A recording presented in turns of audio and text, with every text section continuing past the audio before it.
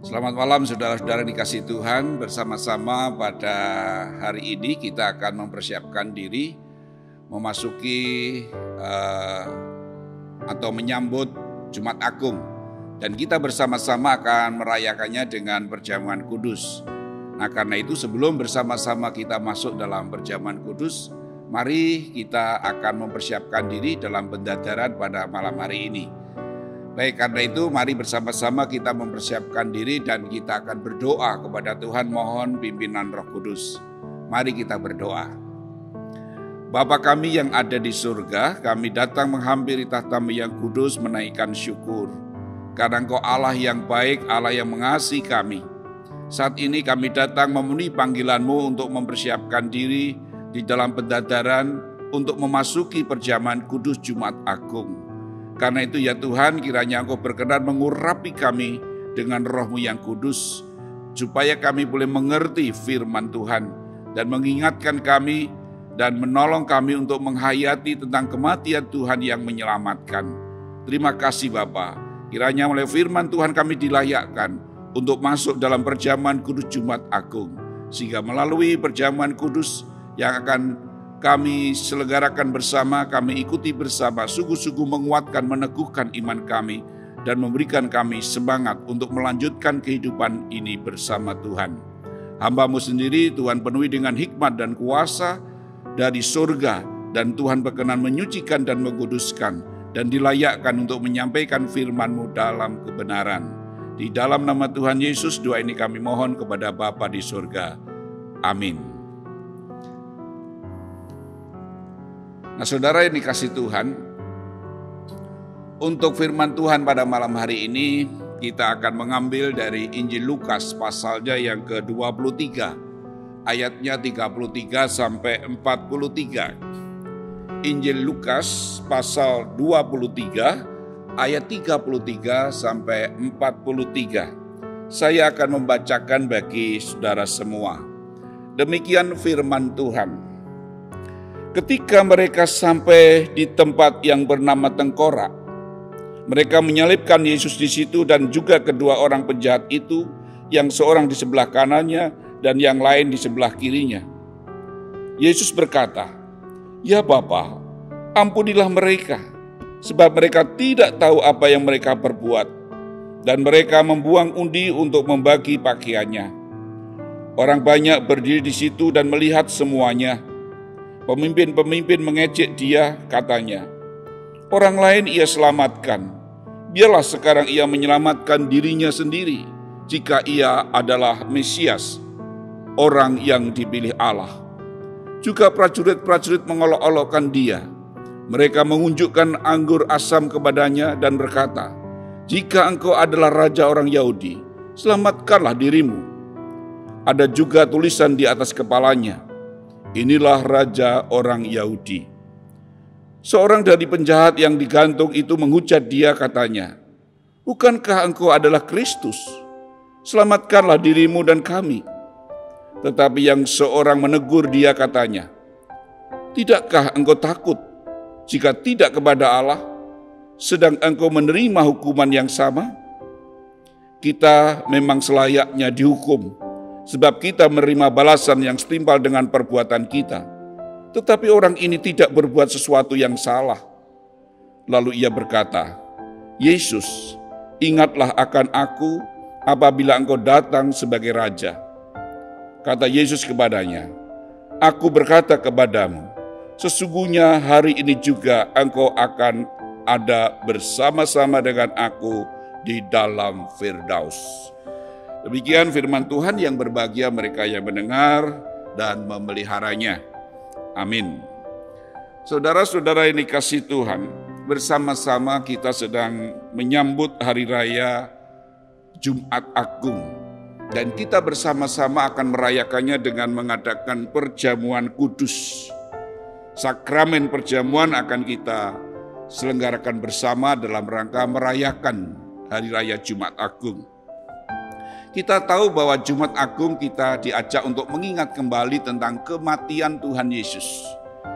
Untuk menghayati kembali tentang kematian Tuhan Yesus. Kematian yang berbeda dengan kematian kebanyakan orang. Dan hanya satu-satunya kematian yang dapat kita saksikan, yaitu kematian yang menyelamatkan.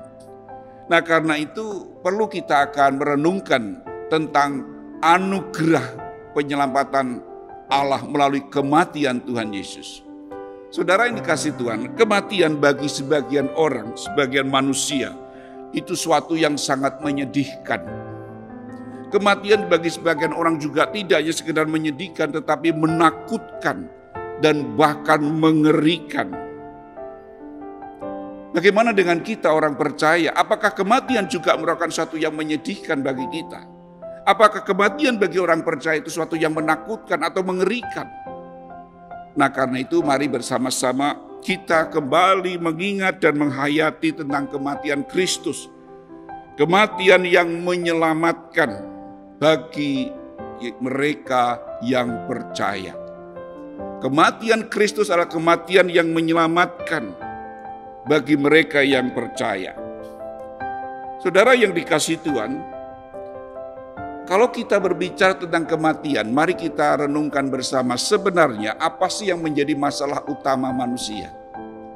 Yang menjadi masalah utama manusia yang seharusnya betul-betul dipikirkan, direnungkan dalam kehidupan manusia. Karena ini masalah yang paling utama dalam kehidupan manusia ini. Apakah kebutuhan jasmani itu menjadi masalah manusia yang utama? Apa masalah sandang, pangan, dan papan yang menjadi kebutuhan manusia yang utama? Memang itu menjadi kebutuhan, tetapi apakah itu kebutuhan utama manusia?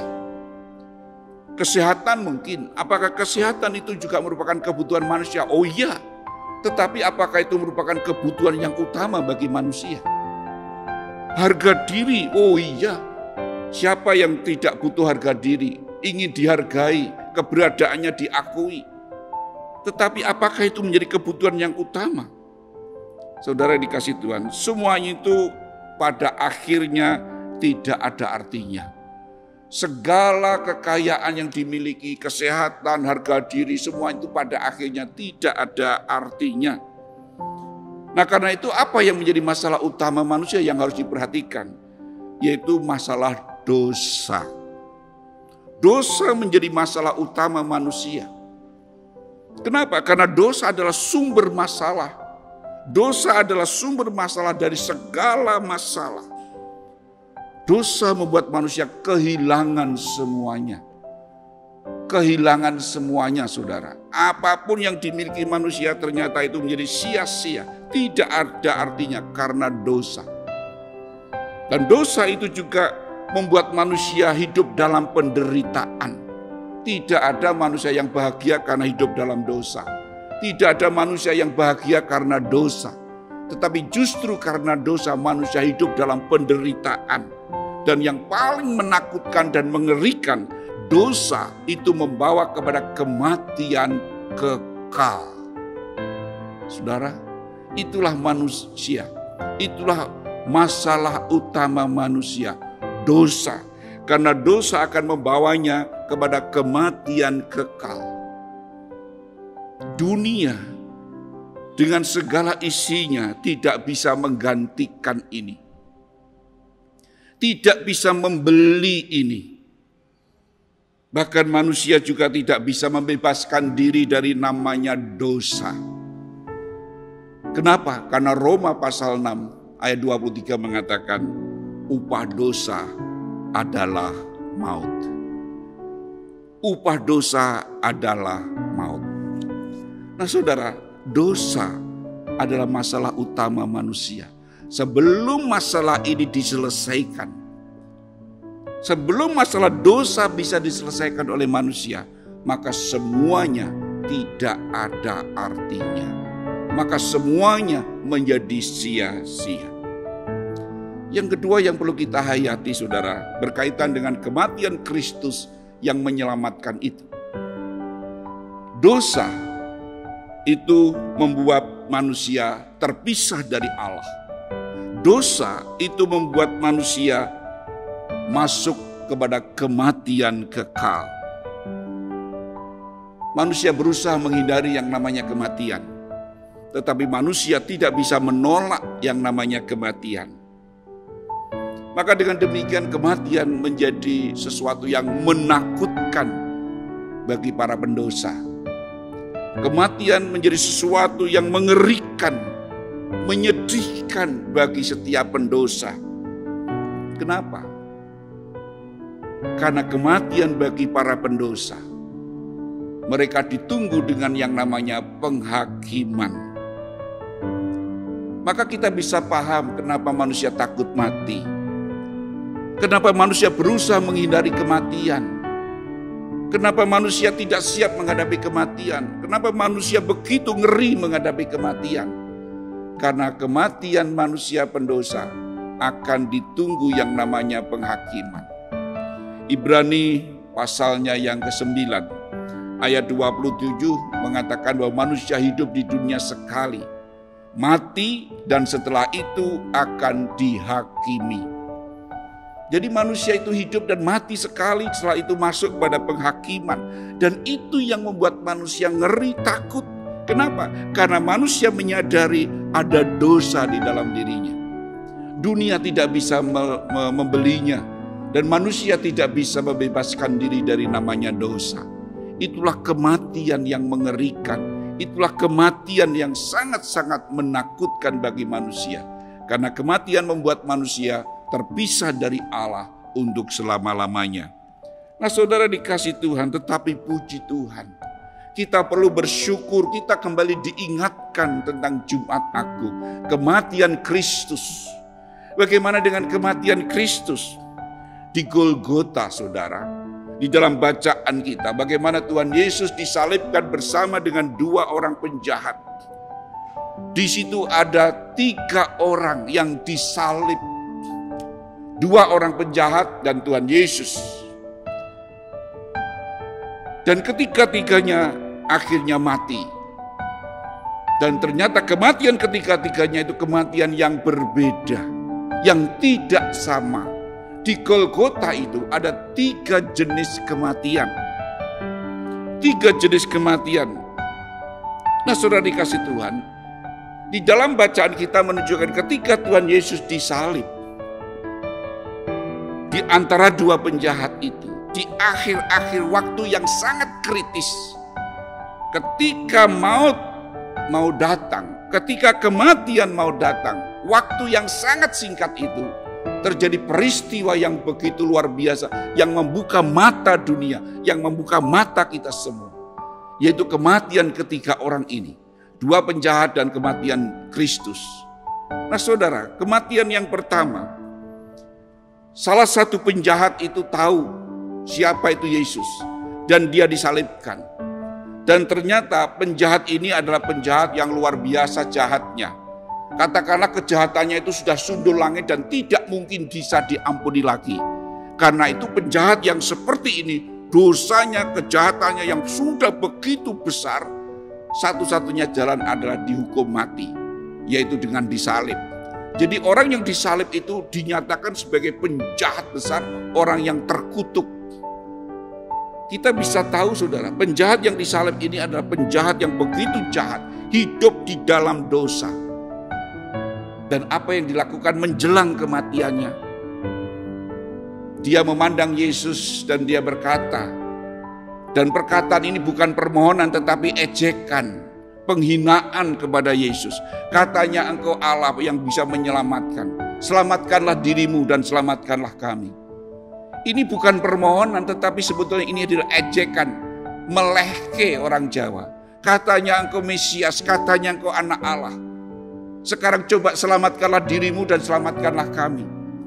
Ternyata penjahat ini di dalam dosanya melihat Yesus yang disalibkan. Bukan menyadari akan dosanya, bukan bertobat dari dosanya, tetapi terus berbuat dosa dengan menghina, menolak, mengejek Yesus yang disalibkan. Nah saudara dikasih Tuhan, dan penjahat ini akhirnya mati.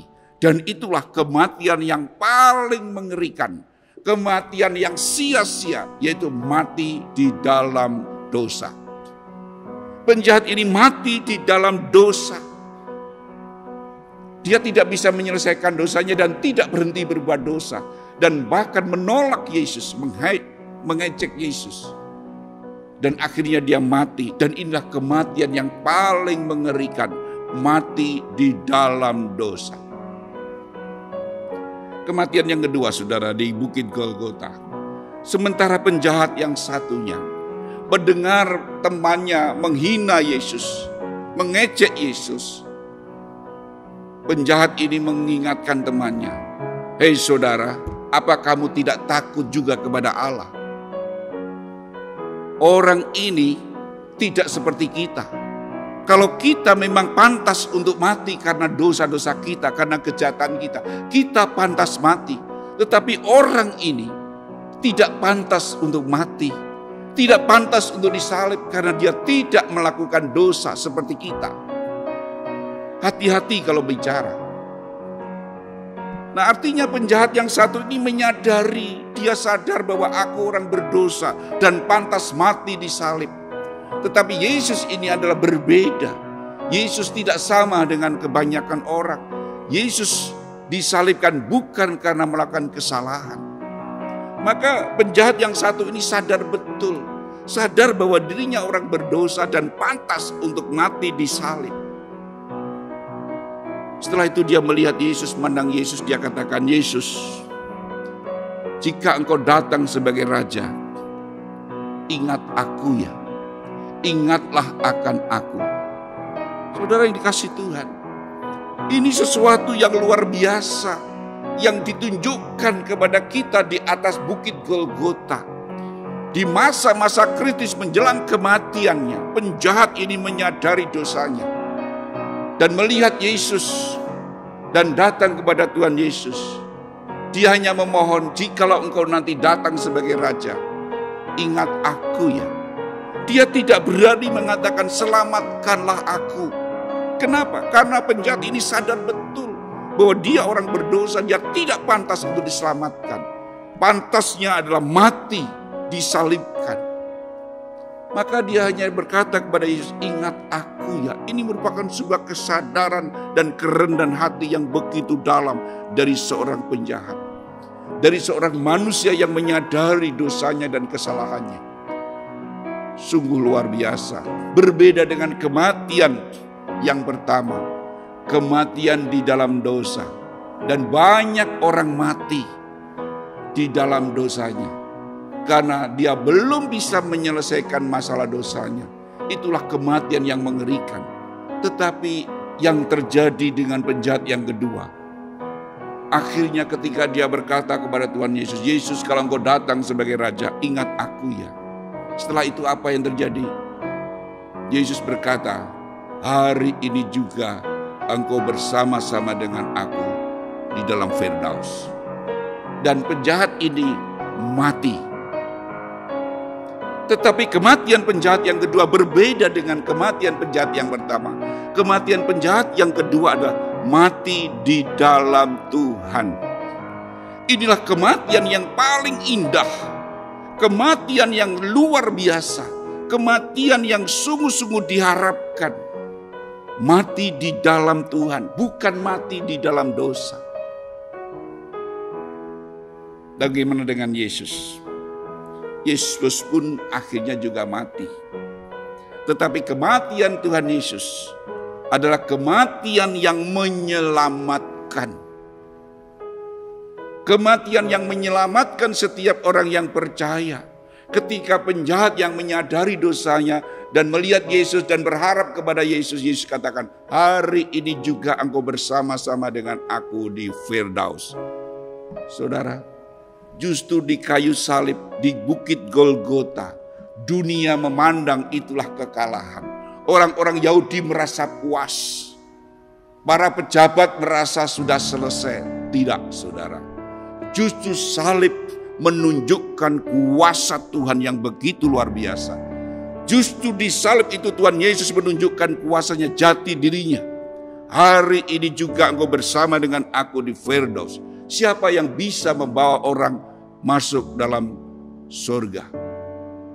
Hanya Allah.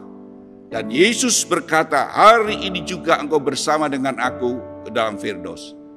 Kuasa apa yang dimiliki Kristus. Sehingga dia berkata begitu. Dia adalah Allah sendiri. Dia adalah Tuhan yang berkuasa atas surga dan bumi ini. Maka disitulah Tuhan Yesus menunjukkan kuasanya, jati dirinya. Hari ini juga engkau bersama dengan aku di Firdaus. Kematian Kristus adalah kematian yang menyelamatkan. Karena kematiannya menanggung dosa dunia. Sehingga setiap orang yang percaya kepadanya tidak binasa, tetapi beroleh hidup yang kekal. Saudara yang dikasihi Tuhan, itulah kematian Kristus. Sekarang bagaimana dengan kita, bagi orang percaya? Bagaimana dengan kematian orang percaya, saudara? Kalau kita sudah melihat, mendengar firman Tuhan tentang kematian Kristus yang menyelamatkan bagi setiap orang yang percaya, maka sebenarnya kematian bagi orang percaya bukan lagi menakutkan. Kematian bagi orang percaya bukan lagi mengerikan, bukan lagi menyedihkan. Saudara, ini sesuatu yang luar biasa. Bagi orang percaya kematian bukan menakutkan. Dan bukan menyedihkan, bukan mengerikan, tetapi keuntungan. Sebuah keberuntungan ketika kita mati di dalam Tuhan. Berbahagialah orang yang matinya di dalam Tuhan. Nah, saudara dikasih Tuhan, ini yang perlu kita renungkan. Kenapa bagi orang percaya kematian bukan lagi menakutkan? Kenapa bagi orang percaya kematian bukan suatu yang mengerikan? Roma pasal 8 ayat 1 mengatakan demikian. Siapa yang di dalam Kristus, tidak ada lagi penghukuman. Tidak ada lagi penghukuman bagi mereka yang ada di dalam Kristus. Saudara, setiap orang yang percaya kepada Tuhan Yesus tidak akan lagi menghadapi penghukuman. Kenapa? Karena hukuman dosa sudah ditanggung Kristus melalui kematiannya. Sehingga melalui kematiannya kita diselamatkan. Nah, saudara, itulah yang membuat kita sungguh-sungguh bersukacita. Membuat kita sungguh-sungguh bersyukur kepada Tuhan. Tidak ada lagi penghukuman bagi mereka yang ada di dalam Kristus Yesus. Nah, saudara dikasih Tuhan, bahkan dikatakan di dalam Yohanes pasal 3 ayatnya yang ke-16. Karena begitu besar kasih Allah akan dunia ini, hingga ia mengaruniakan anaknya yang tunggal, supaya setiap orang yang percaya kepadanya tidak binasa, tetapi beroleh hidup yang kekal. Saudara, itulah kematian Kristus yang menyelamatkan. Karena dengan demikian maka kematian bagi orang yang percaya kepada Kristus bukan lagi menakutkan, bukan lagi mengerikan. Justru itu adalah keuntungan. Dan di dalam kitab Wahyu pasal 2 ayat 10 bagian B, Tuhan Yesus berpesan kepada jemaat Smyrna yang mengalami penderitaan karena imannya kepada Tuhan Yesus. Biasanya kalau orang mengalami penderitaan, doanya apa? Supaya segera dibebaskan dari penderitaan ini. Tetapi sungguh aneh ketika jemaat Smyrna yang setia kepada Tuhan Yesus, dan karena setianya kepada Tuhan Yesus, imannya kepada Tuhan, mengalami penderitaan. Ternyata Tuhan Yesus tidak membebaskan mereka dari penderitaan. Bahkan Tuhan Yesus berkatakan, setialah sampai mati. Nah saudara, setialah sampai mati. Kenapa? Karena aku akan memberikan mahkota kehidupan. Saudara, setia kepada Tuhan Yesus sampai mati, itulah keberuntungan. Iman kepada Tuhan Yesus sampai mati, itulah yang akan membuahkan mahkota kehidupan. Nah saudara dikasih Tuhan, akhirnya dengan menghayati tentang kematian Kristus, kita bersama-sama kita akan masuk ke dalam perjamuan kudus Jumat Agung. Disitulah ditunjukkan kepada kita bahwa roti dan anggur yang merupakan lambang tubuh dan darah Tuhan Yesus yang telah dikorbankan di kayu salib. Itulah yang menyelamatkan kita, yang memberikan pengharapan kepada kita, yang mengubah nasib kita. Sehingga kematian bukan lagi menakutkan, kematian adalah sebuah keuntungan bagi kita orang percaya. Karena itu, tetaplah di dalam Tuhan Yesus Kristus. Setialah kepada Tuhan Yesus Kristus sampai mati. Sakramen perjamuan diselenggarakan untuk mengingatkan kita akan keselamatan di dalam pengorbanan Tuhan Yesus. Supaya kita senantiasa ingat dan terus ingat, sehingga kita bisa setia kepada Tuhan sampai Tuhan Yesus datang kembali. Yang kedua, saudara, tidak ada anugerah yang lebih besar dari anugerah keselamatan yang diberikan kepada kita melalui kematian Tuhan Yesus di kayu salib. Kematian yang menyelamatkan, kematian yang menggantikan kita semua. Maka mari bersama-sama kita bersyukur kepada Tuhan. Senantiasa bersyukur kepada Tuhan. Tidak ada lain kecuali mensyukuri segala anugerah Tuhan ini. Bersyukur, bersyukur, dan bersyukur kepada Tuhan. Dan syukur ini kita wujudkan dengan ibadah kepada Tuhan. Beribadah, setia beribadah kepada Tuhan. Itulah wujud syukur kita, mempersembahkan hidup ini sebagai ibadah kepada Tuhan.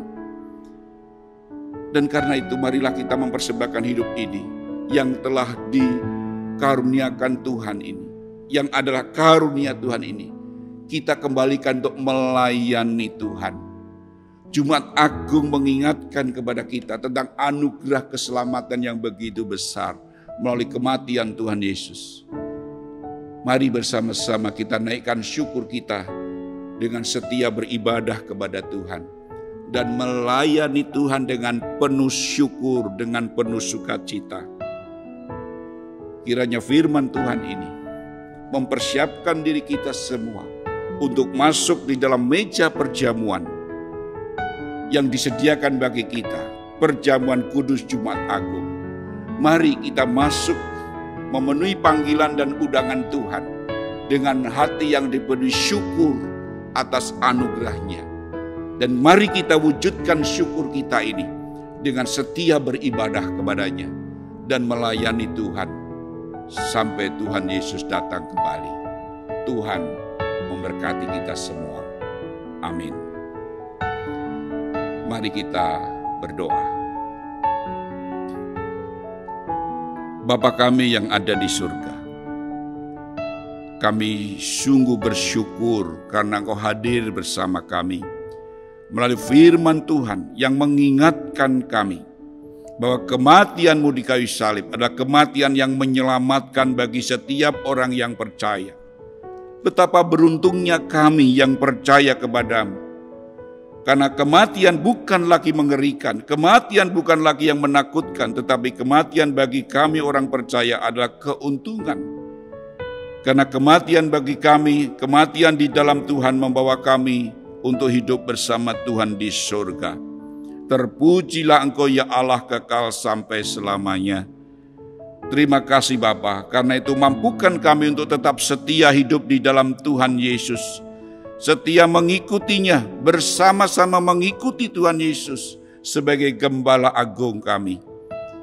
Terima kasih Bapa, terima kasih. Dan bersama-sama pula kami akan masuk dalam perjamuan kudus Jumat Agung. Dan biarlah kami boleh menghampiri perjamuan kudus Jumat Agung dengan hati yang dipenuhi syukur kepada Tuhan. Terpujilah Engkau ya Allah kekal sampai selamanya. Di dalam nama Tuhan Yesus, doa ini kami naikkan. Amin.